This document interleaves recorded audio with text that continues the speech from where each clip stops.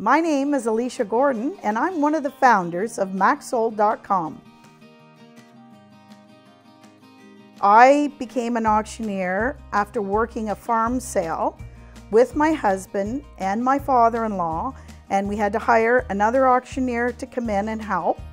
And it was the farmer who approached me at the auction, who was watching me clerk, spot bids, and he came to me and he said, "Alicia, have you ever thought about being an auctioneer yourself?" That night, I came home and I looked at my husband, Barry, and I said, "I think I'd like to go to auction school."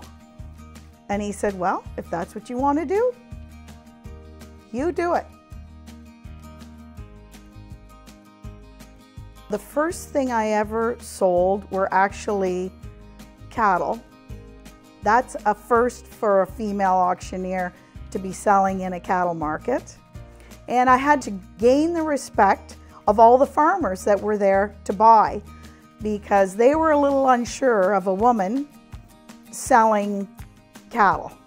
So at that time I was 22 years old, looking out at I don't know how many farmers would come to the auction, but back in the day probably 100, 150 farmers would be sitting there looking at me while I was auctioning cattle.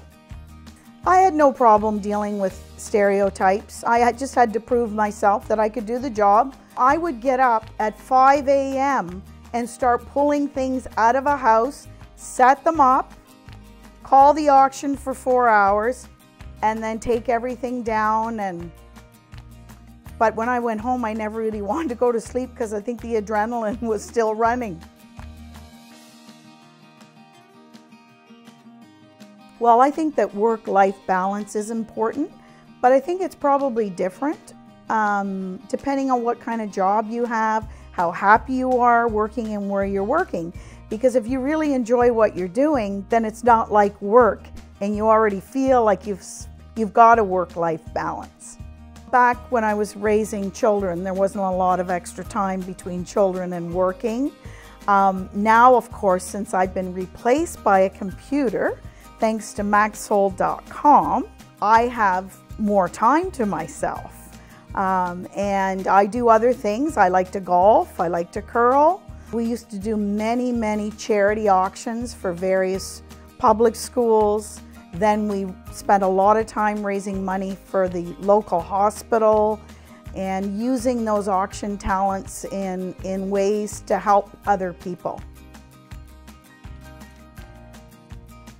Follow your dreams, follow your passion. Do not be afraid to fail. With failure, you learn many things, and you just get up and keep going and fight for what you believe in. I'd like to wish all the women out there a happy International Women's Day. Go out there and celebrate, because you've worked hard and you deserve it.